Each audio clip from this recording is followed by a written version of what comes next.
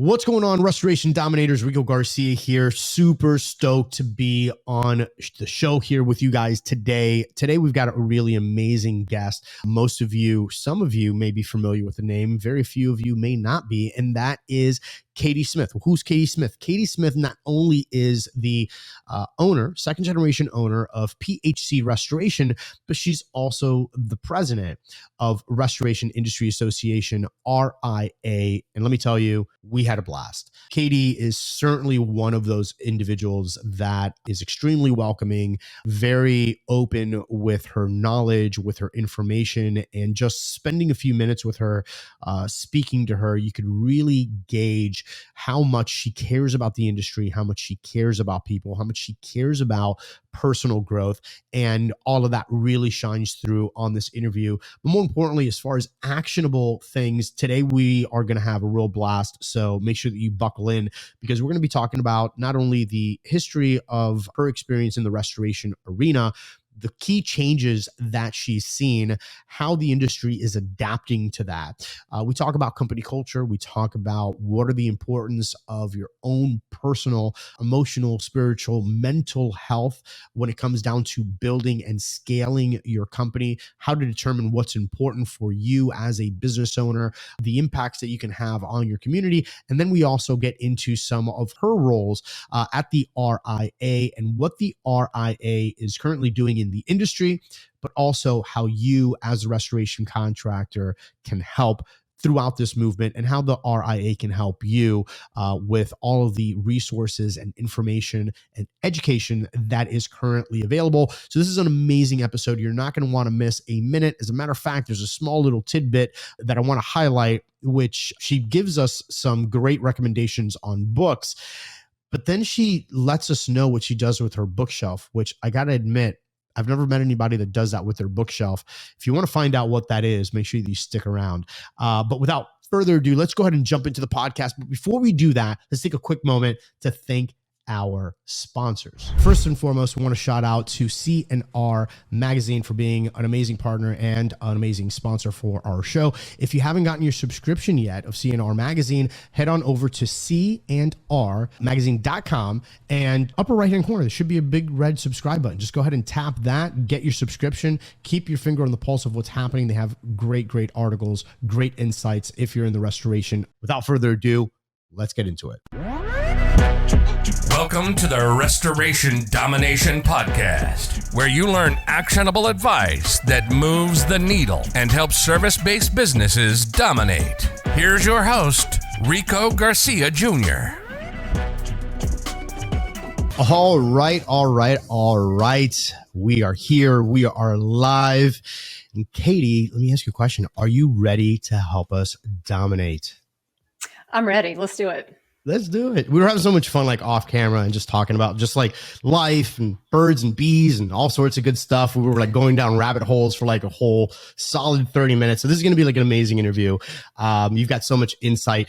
Do me a favor though, for those that are watching and for those that are listening, and maybe they're not familiar with the name, fill in some of the gaps on my intro. Let everybody know who you are and, you know, the amazing things that you're doing in the industry. Absolutely. So my name is Katie Smith. My company is PHC Restoration. We are in the little town of Lillington, North Carolina. So we're right in between Raleigh and Fayetteville. We are celebrating our 51st year in business. So I'm a second generation business owner. We are proud to be an independent restorer. The majority of our revenue is driven by word of mouth referrals and our reputation. And as far as industry involvement, I am the current president of the Restoration Industry Association, and I'm in my first term as president, and I've served as president of the Mid-South Professional Cleaners Association previously for about 6 years. So I'm really passionate about building a community and relationships with other restorers, and so I'm so excited to be here on your show today. Awesome. That's such an amazing resume. It's like, who tops that, right? I mean, that just sounds amazing. Plenty of people.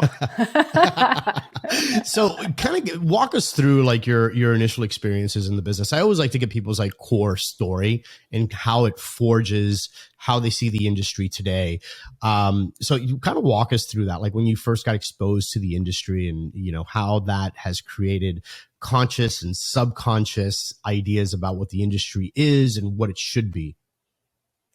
Wow. Okay. So a lot of people will tell you as a second generation owner, you kind of grew up in the business, but that doesn't always guarantee that you know what's happening inside the business as a child or even when you get into the business. And so I always talk to my friends who have kids coming into their business about how just don't assume that your kid knows everything that's happening. Make sure you onboard them and teach them from the basics, especially teach them about the insurance industry as well and the claim process. And I think that's something that I didn't pick up on as a child or as someone just entering the industry. But so I've been around it all my life, and I did clean contents as a kid, as a teenager. I do fondly remember that on my summers off from school. And so this is not what I set out to do. I did go to school to study broadcasting. I worked in the radio industry for a while.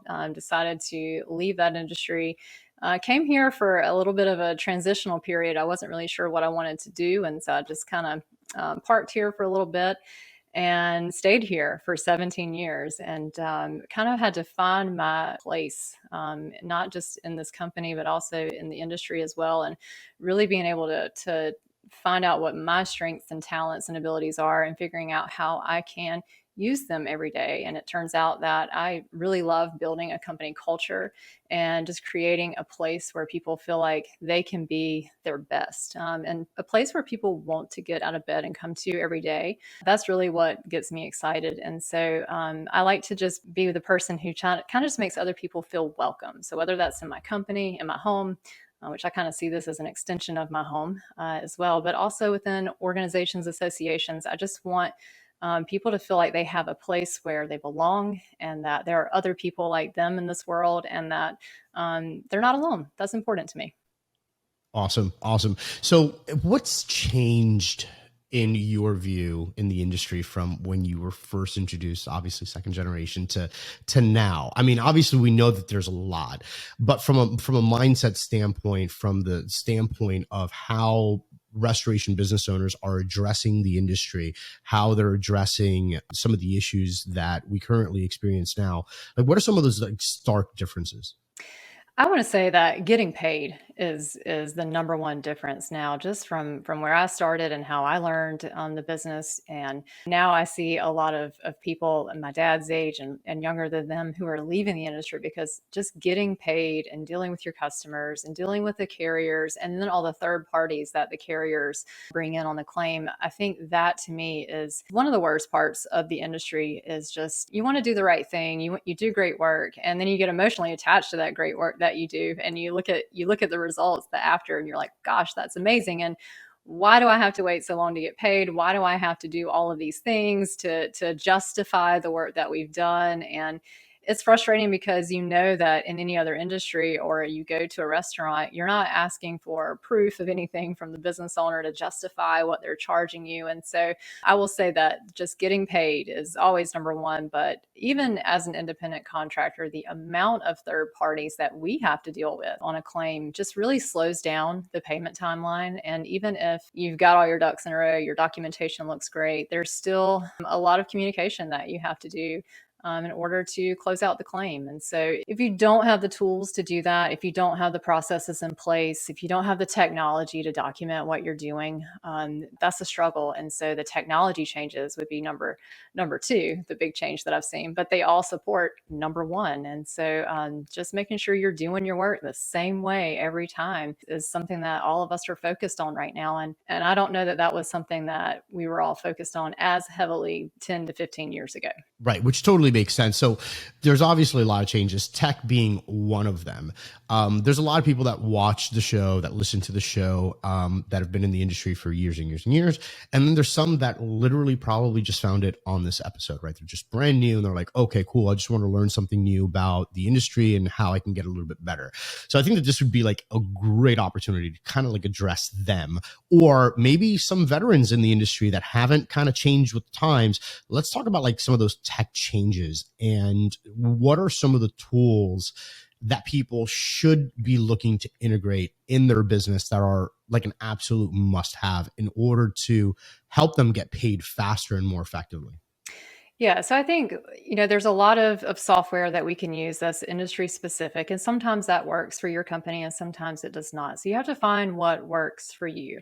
So as far as project management, one of the things that we've started using is Monday.com, and that lets us build That is dashboards. so amazing. Stop right there. So Monday.com, this is actually, I couldn't even like be more excited about this right now because I was preaching Monday.com from like project management because it's so robust and you can go ahead and set up so many automations with Monday, but yet it has nothing to do with the industry and no one talks about it. And when I would mention how they could use Monday.com, and I'm talking tons of automations, everything you could possibly think of, you can do in this platform. So the fact that you even mentioned that, I'm so giddy right now. I'm so happy. Go ahead. So we're going to go back to this one. Yeah, exactly. Are we still going now? Yeah, Okay. go ahead. Okay. So Monday is just great for giving you what I find lacking to be in some of the software that we use is just a general overview of where all of your projects stand at one time and being able to see the status of every step along the way, being able to sort it by the project manager, by who's the estimator, all of those things. So Monday.com has been a great thing for us to use.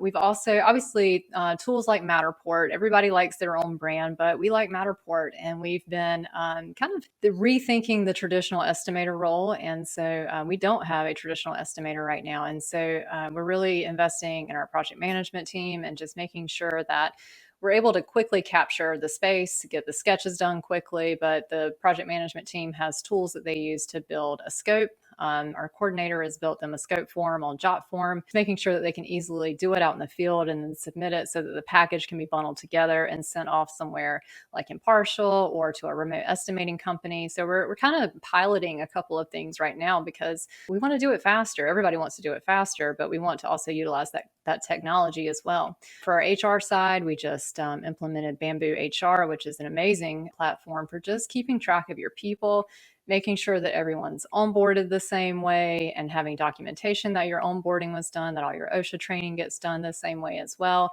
But then letting you set goals for your people, making sure that they know that they have goals that they're responsible for and that they're aligned to the company's goals, having those regular check-ins with your people and just making sure that you have one-on-one time with each person so that nobody feels overlooked or that they don't have a place in your organization. So those are just a few of the tools that we've been using just in the last few months or just this year, really. Right. And the beauty is that there's tons of different ways that a business can be ran, right? Just because you're in the restoration arena doesn't mean that you need to only focus on tech that is marketed towards the restoration arena. The fact that you're using Monday.com, right. like I'm genuinely excited about that because again, it's a project management tool. It can be used for anything and be applied to any business. And depending on how much time, you invest in perfecting that system is going to be what you get out, right? So looking at other industries, I think is a big key to staying with the times, number one. And then number two, maybe even getting ahead of the curve sometimes because other industries sometimes evolve and they have new tech and you're like, how can this apply to my business? So I think that's, exactly. That's a great way to look at it, right? The fact that, hey, what works for me, what works for my people. Well, the first thing I have to do is give credit to someone else because I did not have the great idea to use Monday.com. Our coordinator did, and she's amazing. And she loves to take on new things and bring new ideas to us. And she'll build it out first before she shows it to us just to see, like this is what it really can do instead of here's an idea, here's what I've done. Here's what I've do done. you think? Right. And Smart. it's like, great. Yeah. And so I have view only status. I'm not allowed to get in there and touch anything, but it's just really, when you're responsible for a company, it's nice to be able to have that 30,000 foot view where you can see where everything stands. But then from the project management level too, we've been focused really on making sure we have everything at our fingertips. And part of that was COVID. During 2020, it was like, wow, if somebody does have to go and work from home, then they need to make sure that every single thing that they need is accessible to them. And so we just started calling it like at our fingertips. And so that means all your information, all your technology, whatever you need to do your job is at your fingertips at all times. That's awesome. So typically there's an intake form that all of my guests fill out. And one of the things that while I was creating this intake form, I was like, man, what's one of these questions that I really wish that, more people knew? And that was, what do you wish that more business owners knew that were in our space? And that to me just kind of, gives us a quick snapshot, and it kind of ties into a lot of what you were talking about with like company culture and making sure that your people are, that they're seen and that they're being valued, which again, you weren't aware of Monday.com just as an example, but someone else brought it to you. That shows value, right? That's part of the culture. Yes. A living culture, which is important because a lot of people talk about it. Very few people actually live it and embody it, right? So going back to that question, what are the like top things that you wish that more business owners, especially restoration business owners, knew about being successful in business? Oh gosh, well, there's a lot. A few, I think, is just acknowledging that you are not the smartest person that you know, and that you have an obligation to hire people who are smarter than you. And the hiring process that you use is the way that you do that. Obviously your culture starts with your values. And so your hiring process needs to revolve around those values as well. And like you and I were talking about earlier, it's sometimes you sit down with someone for that initial interview and you find all the things about them that are just like you. And then naturally you just love that person. And so we have a process here where we have team interviews after I sit down with the person. And so they're really digging into like the DISC reports and all of the notes from my first interview with them to just really find out, what they're capable of, but what their personal values are as well, and if they actually can do the job. And so making sure you've got a solid hiring process in place is important. But in addition to your values, you've got to have a mission that everybody can get behind, one that's easy to remember, short. It doesn't need to be 4 to 5 sentences. It shouldn't be 4 to 5 sentences because nobody can remember that. So if you can just know why you exist, then your people will be able to remember that as well. And then just the vision and the vibe of your company is something that you need to define. I mean, this is your legacy. This is what you're leaving behind. And it has its own personality and its own reputation. And, I kind of think about, in any marketplace, there's no shortage of restoration contractors. But when you travel, there's usually no shortage of hotels either. And so you look and say, where do I want to stay today? And me, I look for that small boutique hotel with a really cool vibe and the impeccable service. I'm not looking for, the chain down the street with 20, 30 stories. And, it might be a consistent experience every time, but it's not what I'm looking for. And so same concept. You have to know what your company's vibe is, and you define that as the leader. And if you don't want to, be focused on scaling and growing, you have to grow, but scaling doesn't define you. Your revenue does not define you. The impact that you make on your people and your community and how you treat people, that's what defines you. And so I think if people could just understand from the get-go, if you're talking about new to the industry, it's tough sometimes to look around at your competitors and think, gosh, I want to do that too, or I have to do that. No, you don't. You have to do what works for you. And that pace that you run at, that's your pace, and you run your own race, and you don't look at what your competitors are doing down the street. You do you and your culture and your vision. And I love that. You and I had a brief conversation, but we had a conversation nonetheless where we kind of ended up there. As a matter of fact, it was at the Violan Business Summit, which for those of you watching and listening, if you haven't gone, make sure that you attend next year because you're definitely going to get something out of it. No, that's not a paid placement. I genuinely had an amazing time. But it is a great event. And so we were talking about that, right? It's like not every company needs to be a growth company. Like not every company needs to be, the next, the next big thing. Like just really being honest with yourself and saying, number one, it really does all start with the ownership, right? Like, what do I want? How much stress do I want? How many people do I want? How much of an impact do I want to create? Or am I just focused on creating something that's nice, something that's comfortable, something that's even a lifestyle business? Like, that's cool. Like, whatever it is that you want to do, just take ownership of it, and then make it the best version of that thing for you. And I think that a lot of people do get caught up, right? Because in order to be a business owner, there is this competitiveness. There's this desire to compete, to win. And when you look down the street and you're like, oh man, these people got like 55 trucks on the road, I need to do that. Well, it's like, no. You don't need to do that. You could choose to do that, right? And that's where I think a lot of people get lost. As they're having their journey, they get lost and taken off track, right?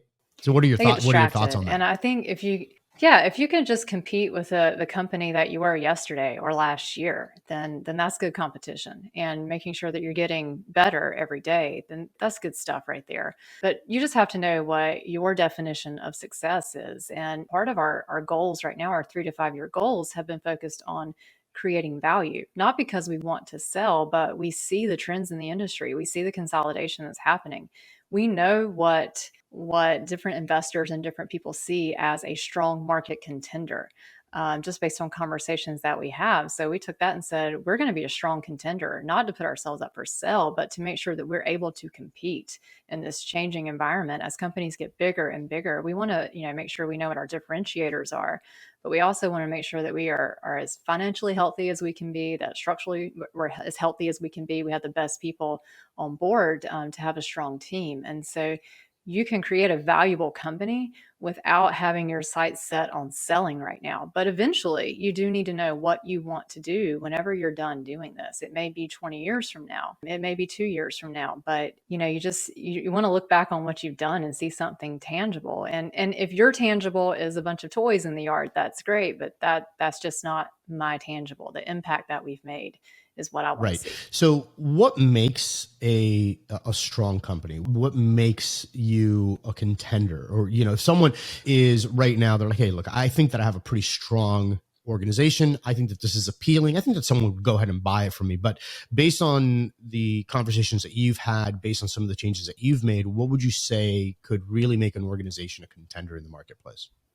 Well, one of the things that we are working on, I'm hoping everyone is working on, is how involved the owner has to be in the business. What type of leadership team do you have in place? And making sure that with your strategic plan that everyone's taking ownership of that, and that it all doesn't hinge on you to be there every day. So part of our strategic plan and goals is just making sure everyone's working on purpose for purpose. So they have a growth plan and they know how they can continue to grow and lead in the organization. And so having those key players in place is number one for us. Making sure that we're profitable and financially healthy. That's important as well. And there are revenue goals that we do have in mind. But again, I don't think that defines us. But we know that when people call and express interest, that there's a certain set of parameters that they're looking for as far as your revenue size, your commercial residential mix. Those are things that I've taken as the definition of valuable, just based on those conversations that I have. So we do focus on. What about revenue streams? There's a lot of companies that I'm sure you know of, I certainly know of, that are 100% residential, or they're 100% commercial, or they're 100% program, or 100% independent. So as an investor, I know that most people, if they look at a portfolio, they're like, well, where are you getting your money from? If they've got like one stream, they're like, oof, that's scary, because anything could go wrong, right?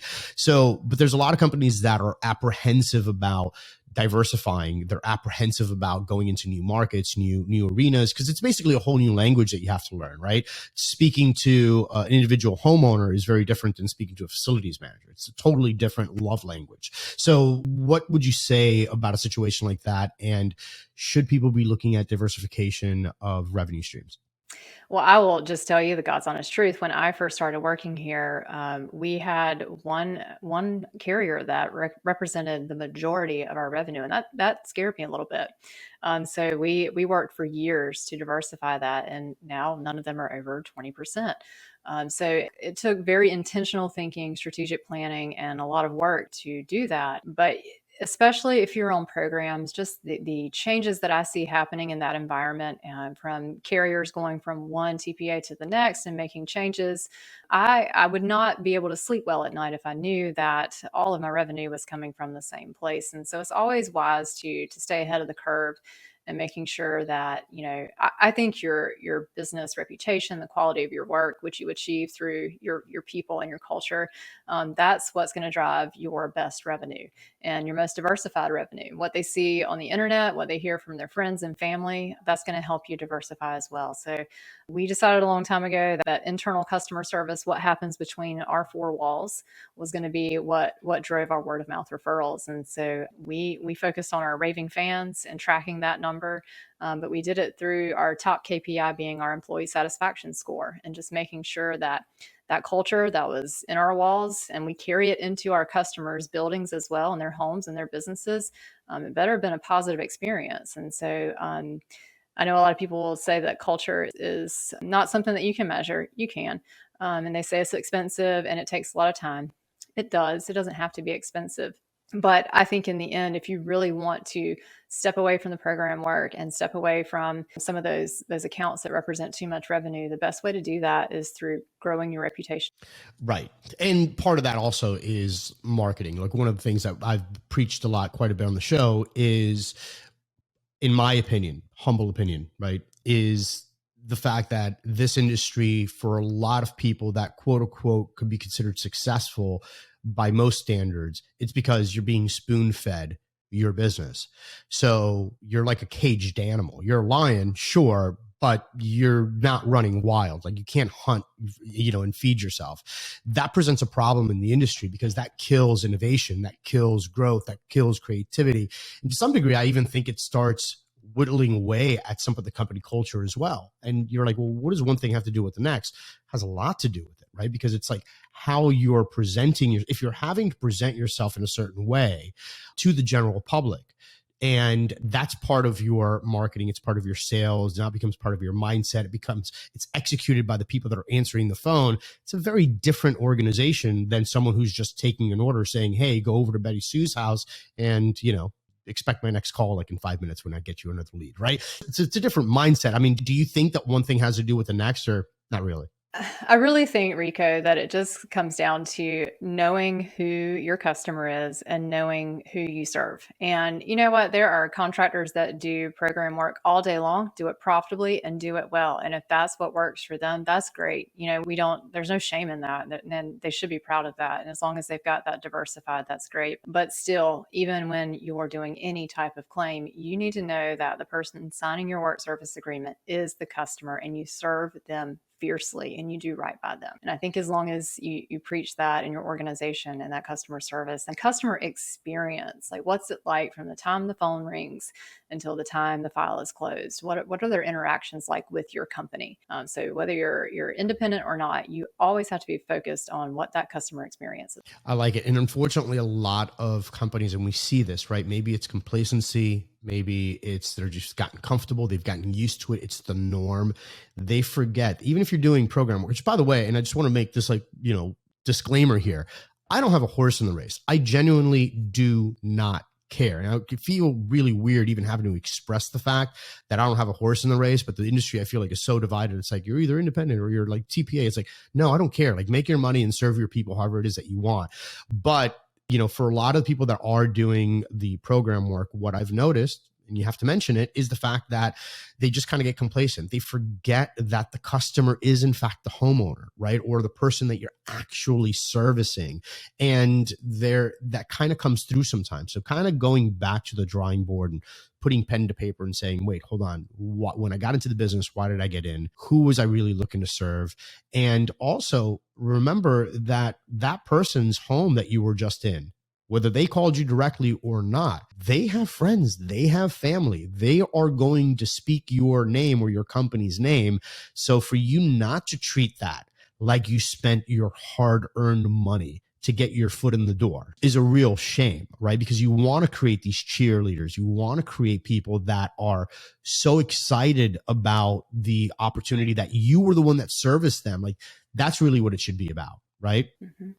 Right. And I think, when I talk about scaling, you have to grow, granted, but at what expense and how quickly and at what expense? And so if you're scaling at the expense of your employees' quality of life, that's not okay. And some of these guidelines and timelines that carriers place on contractors are unrealistic. And unfortunately, the carriers see that as their differentiator. They really think that the customer cares about you getting them an estimate within X amount of hours. That they see that as what causes the customer to buy the policy. And that's what I observed from attending the Veris conference in February. And unfortunately, the customer, I don't think they care about that. They want someone to show up when they say they will show up, do the right thing, take care of their property as if it were their own. And I just just don't think that the customer even cares about those 24, 48-hour timelines and the things that we're working so hard to make sure that we check the box and do for.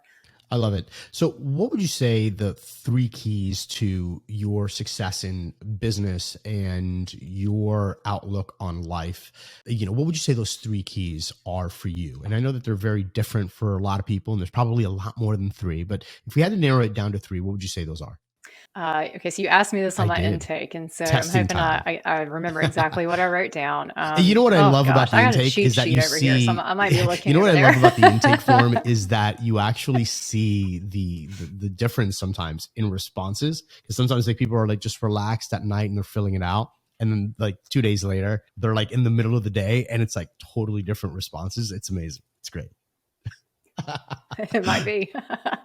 So I think that I really am glad that I got to ask this question for the Women in Restoration Award this year. They reached out to other winners and said, what are you, tell me why you're successful. And so I think my answer was that changing my definition of what makes me successful, it has been key for me. And so again, I know I sound like a broken record here, but just being impactful and remembering that, my company does not define me. And a lot of times as business owners, it's hard to separate the two because you're so intertwined and you feel like your company's reputation is your reputation. And so trying to separate those a little bit has really helped me, and not just being so emotionally attached to it. That's important. My morning ritual is a make or break for me. I have to do this every morning. Well, first of all, there has to be coffee. So after that, there's my planner for the day, and I like a paper planner. I like a book, and just setting my priorities for the day and making sure that I'm setting realistic goals for the time that I have available, and focusing on gratitude for my first order of business for the day. Then I get out my journal. I start writing my prayer journal. It's just making sure that I am really focused on the good things in my life. And if something isn't quite going the way that I want it to go, maybe thinking of it from a less self-centered version and just kind of saying, all right, let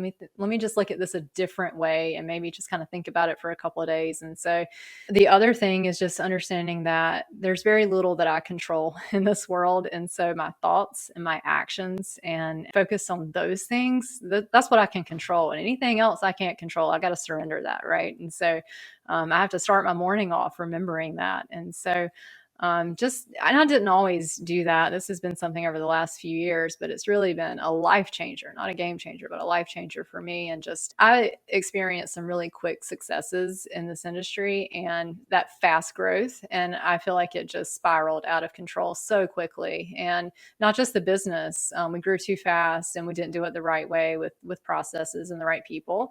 And then my ego spiraled out of control as well. And so when I talk about, things about money and toys and having your business funding this lifestyle, I say that from experience. I had a healthy dose of humble pie and failure. And so just kind of, I wasn't healthy spiritually. And so I had to really work on that. And so once I did that, I saw the impact that it made in my business. And I was just like, wow, I wish I wouldn't have waited so long to have these massive failures in business and life, and just it really did change the way I operate on a day-to-day basis. And it's even something people don't talk about is I drink too much. I would have a great day at work, celebrate with a glass of wine. I would have a bad day at work. And when you are transforming a second generation business and making major changes, you're going to have some bad days, and it's going to be years of transforming an organization. And so I decided one day, I was like, I'm not reaching my full potential if I'm going to come home and have a glass of wine every day. And so I quit. And that was about 4 years ago. And I could numbers tell a story, and I can just show you on paper that the changes that I make in my personal life have affected my business as well. And I think a lot of people, you would go to these networking events, and like I saw you in Ohio, and, everybody gathers around the bar, and that's great. But I think for the people who are struggling with that, it's difficult for them to go to these networking events and feel like they can't be who they are without having a drink, and just, and I've been there, but now I'm not there, and I see what life is like on the other side. And I'm like, man, I wish I would have done this a long time ago. And so running a restoration business it's not for sissies, right? So it's just one of those where, yeah, there's going to be some tough days, but just know that So much more can be accomplished by your morning ritual and just really understanding what you want to get out of this business and being really intentional with that and just crafting that company of your dreams, and knowing what kind of plan you have to have in place to achieve it. So morning rituals, I think, are really important. And there's something, and whatever that morning ritual looks like for you, but typically, as a general rule, today's day and age, when people are talking about morning rituals, they're typically talking about, grabbing their pen, their iPad, or in your case, physical notebook. I've got like so many notebooks on my desk. It's insane. So I've transferred 100% to digital. There's going to be like an entire thing on just the importance of taking it just digital that I'll be pulling out here soon. But writing is so important, right? Or typing, whatever your modality is, because what it does is it kind of sets the sail for the day, and it gives you, if nothing else, it gives you those 5, 10, 15, 20 minutes, however much time it is that you allot to just yourself, to take a step back and say, what happened yesterday? Why did I do that? Why did I act that way? Why did I respond this way? What am I stressed about? Is that really stressing me out? Or is it something else that I need to uncover? And what's important, what's not important? And when I'm talking to business owners and I'm talking to clients and, people that I'm surrounding myself with, they're like, Rico, I don't have the time for that. I got to get my kids ready. I got to go do this. And then immediately I'm into a meeting. I'm like, just stop for a second. Picture for the rest of the day. When was the last time that you saw a red Prius? And we're like, I don't know. I was like, good. Today, I want you to think about, just after this conversation, I want you to look for red Priuses. Like every time you're driving down the road today, just see if you can find a red Prius. And sure enough, next day, we're like, oh my God, there's so many of them. I was like, exactly. That's what journaling, that's what writing does for you.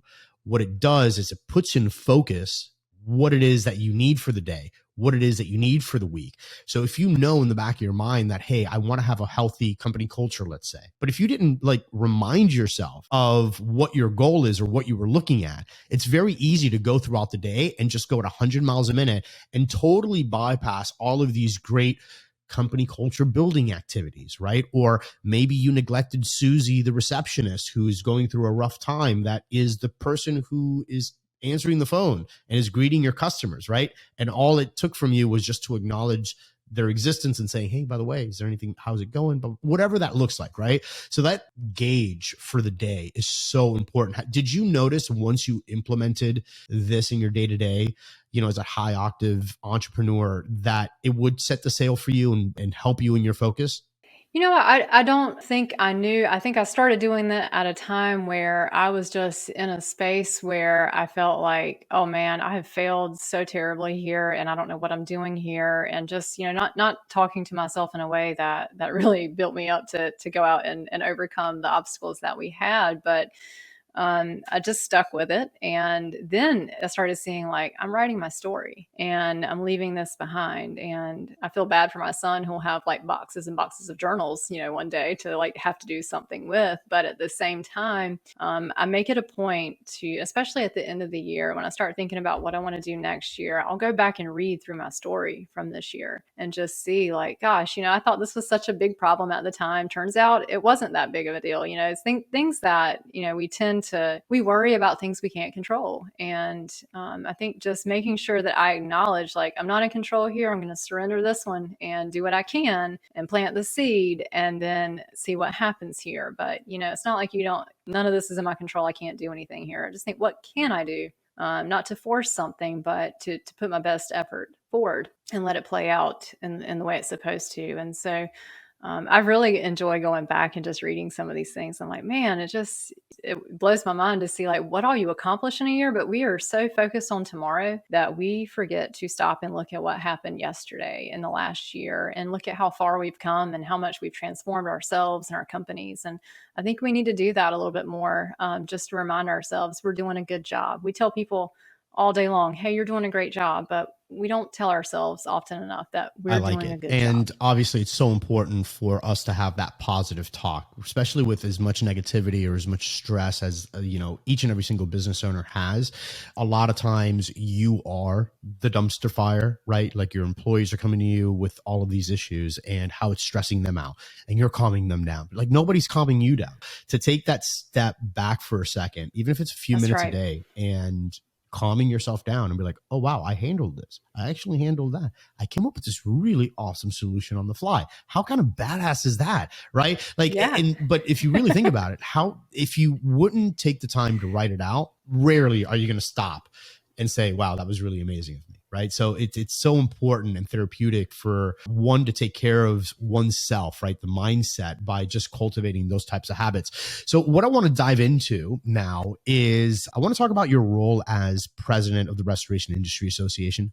And but before we dive into that, I just want to take a quick moment and thank our sponsors. Hey, Dominators, real quick, let me ask you a question. How would you like to increase productivity? How would you like faster claims resolution? And more importantly, how would you like to reduce litigation?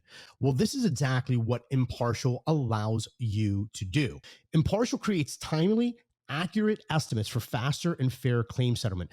Building upon Matterport's technology, the Impartial Scope tool extracts the relevant data embedded with pre-mitigation and post-mitigation scans and subsequently renders an exactimate or assemblability estimate that can be approved by a carrier without any hesitation. The magic here is that the software helps contractors generate mitigation and repair estimates for more rapid approval from insurance carriers while removing the burdensome administrative process. Each Impartial estimate is produced with objective accuracy using immersive 3D imagery and precise physical and geospatial measurements. Impartial, in my opinion, is one of those tools that simply can go ahead and change your business. And with so many features such as impartial tags, timestamp matter tags, the ability to upload JPEG, PNG, ESX, and so much more. Impartial is that software that could genuinely change your business.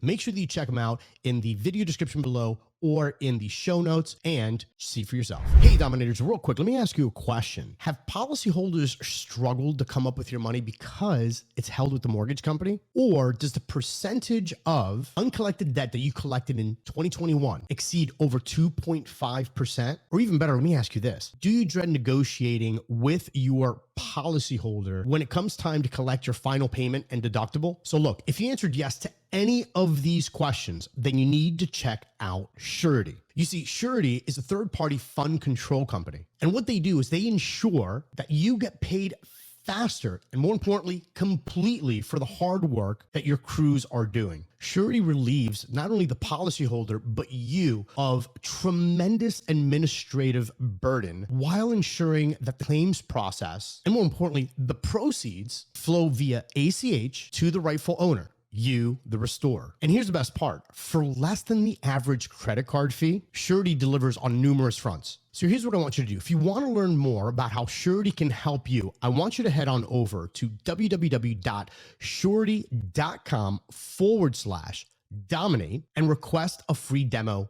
today. Now listen, Restoration Domination listeners, just like you, are going to receive a really cool offer. And here it is. You're going to receive an exclusive offer, which includes free processing for the first insurance claims check and 3 months of free access within their network. Again, that's Surety, sureti.com/dominate. Photo documentation is possibly one of the most important aspects of what it is that we do in the restoration business. Not only so that the client knows exactly what's going on, but also so that you can prove your work to insurance companies. One of the best ways that I found to go ahead and document our projects is by using CompanyCam.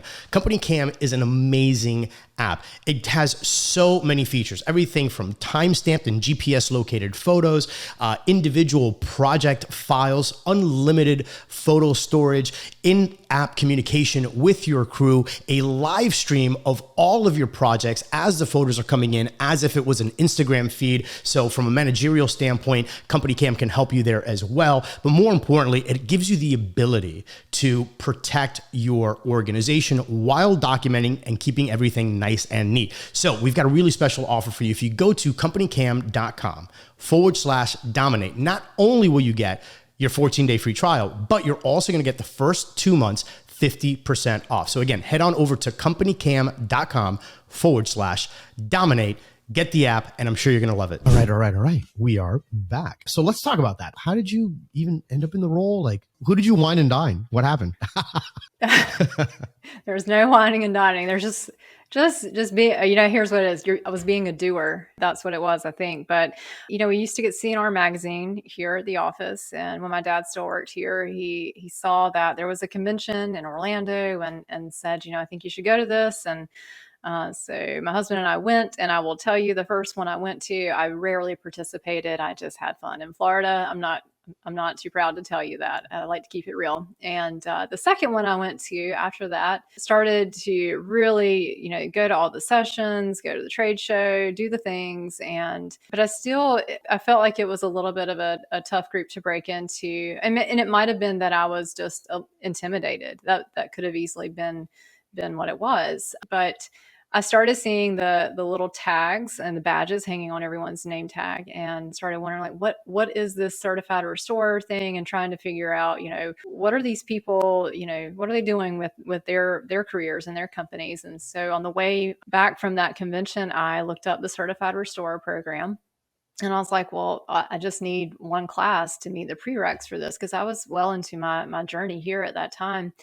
And so I went through that program with my husband, and it was one of the most intense educational offerings I've ever done. And it was amazing. But at the same time, while I was in that class, I was building relationships with other restorers. So I learned a lot during the certified restorer class, but I built relationships at that time, and friendships. And so it's almost like a hell week, where you're spending a week in a hotel with people and, studying together and learning together. And it's like you have war stories to swap with each other. And so Rodney Harris from Rainbow International was in my CR class, and he just reached out to me and said, "Hey, I think you should join the membership committee." And I said, "Okay, sure. That sounds great." And so started there and volunteered there for a few years. And I believe it was Chuck Violan who said, "I think you should throw your name in the hat for the board nomination." I said, okay. I thought about it for a while, so I wasn't sure if I wanted to do it. And then at the last minute, I put my application in. And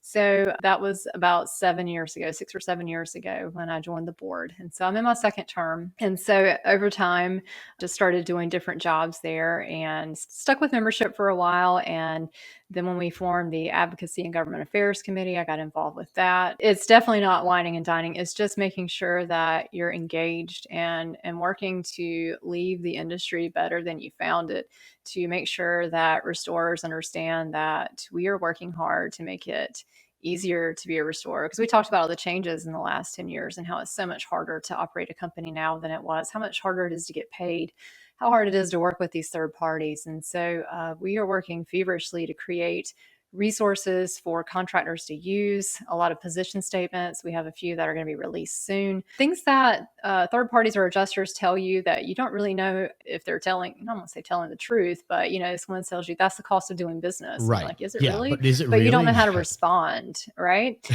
So talk. Yeah. So I'm really excited to announce that we'll have some resources coming out very soon to address cost of doing business. But there are positions to help you dealing with third-party consultants on large commercial losses, to deal with TPAs, to deal with adjusters who say we only pay pricing based off of this software zip code list, or we won't pay for that, or like all these different excuses that you have to deal with, and you're not really sure how to respond. We tell you how to respond. And so there's a position statement there, but we're working on an AGA Academy, and so that's the Advocacy and Government Affairs Committee. And so as part of RIA membership, you have access to the AGA Academy.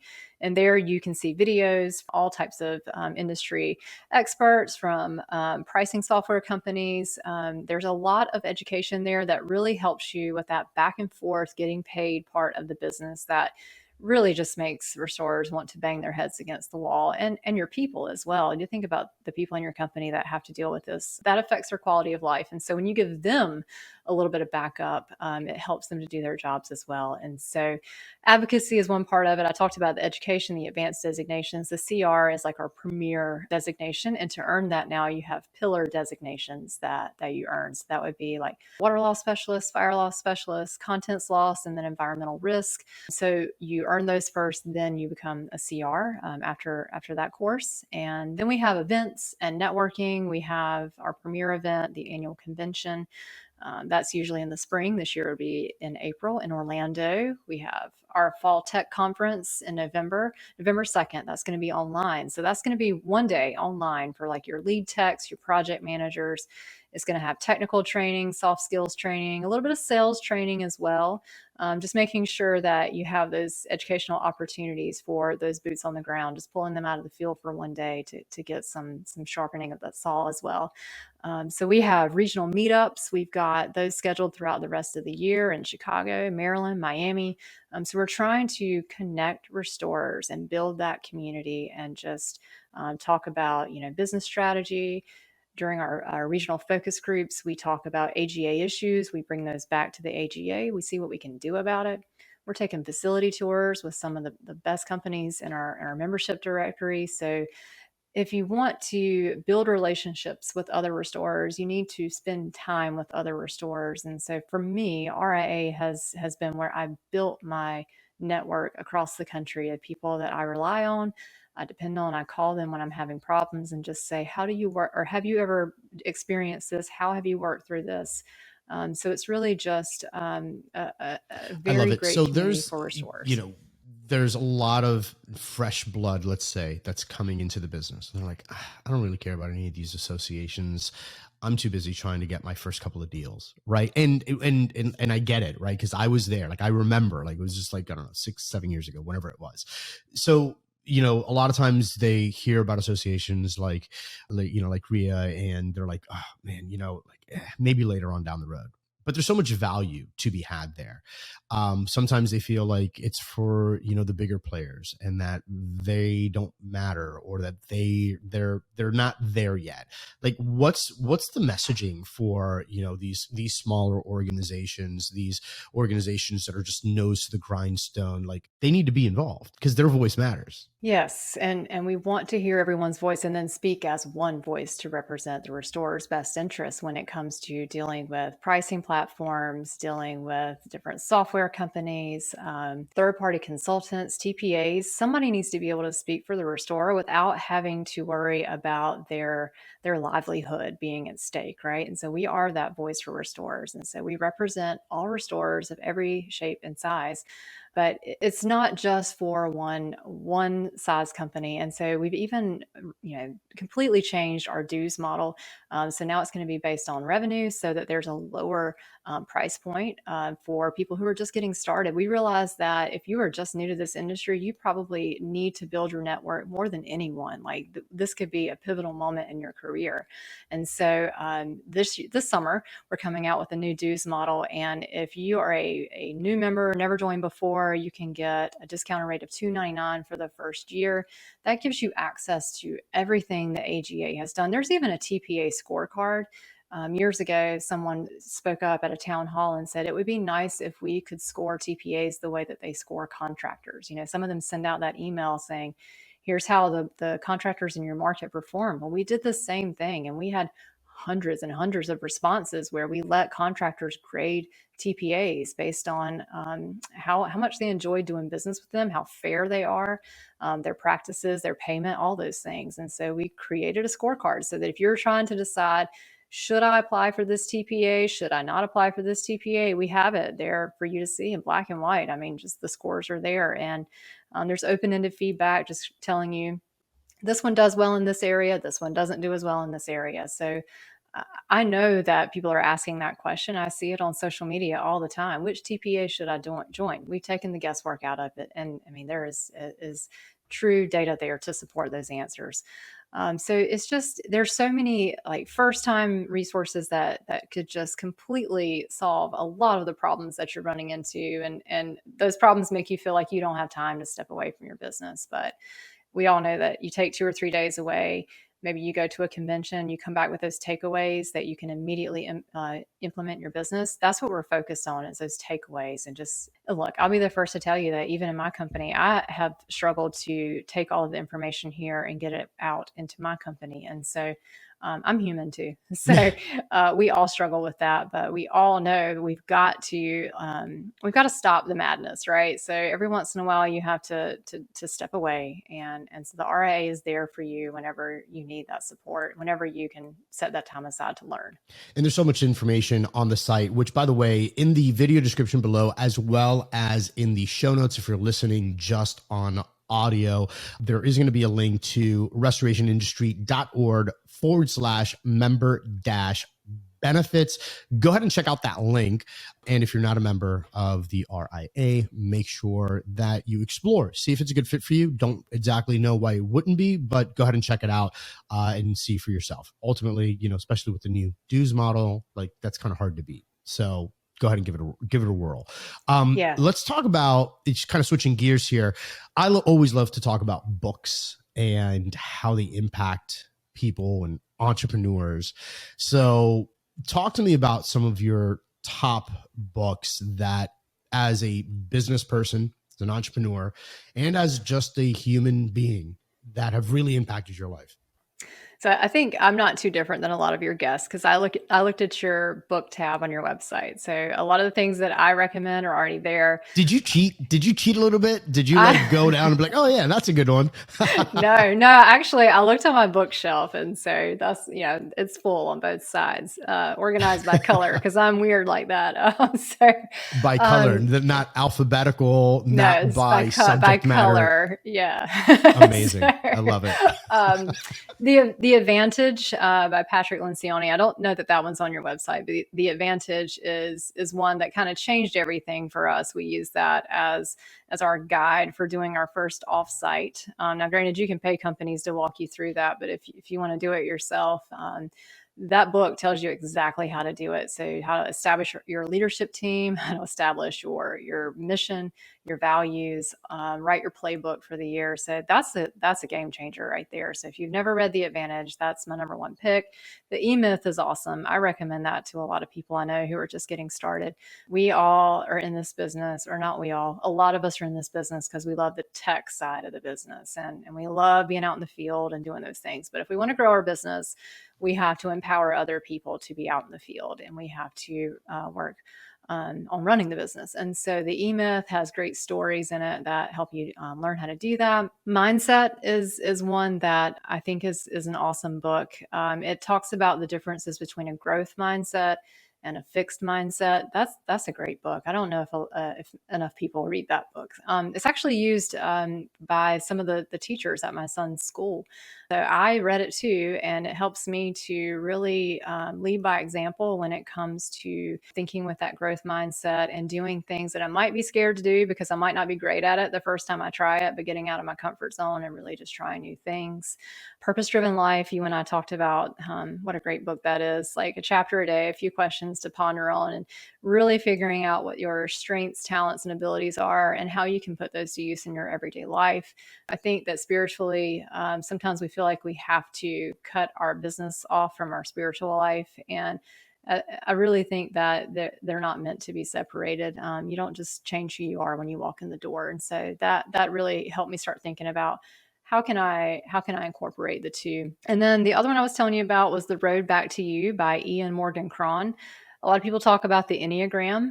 If you've never heard of it, it's a personality style, and it's numbers. And so you figure out which number you are. I'm number 8. I'm a challenger.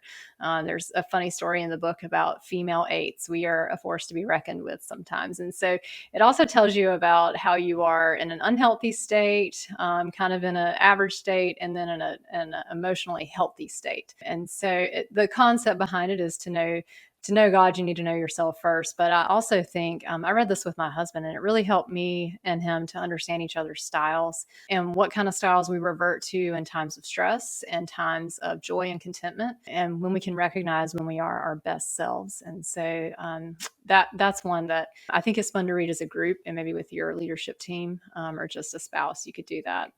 So those are my top picks. And I'll have to show you my bookshelf later. Yeah, I'm really interested. Send me a picture of the bookshelf. I've never heard of anybody color coding their bookshelf. Alphabetical, I've heard. By themes, I've heard, but never by color. So that's a first one for me. I'm sure it works. Well, I bet the next time I see a video of you, you're going to have your bookshelf organized. Yeah, then I probably. have like a special, I have a special shelf over here with like 7 habits, and then my Dolly Parton book, because I love Dolly Parton stories. She's like, my hero. But like the ones that are really life changing, they get a special place on a special shelf over there. So I'll send you photos. Awesome, cool.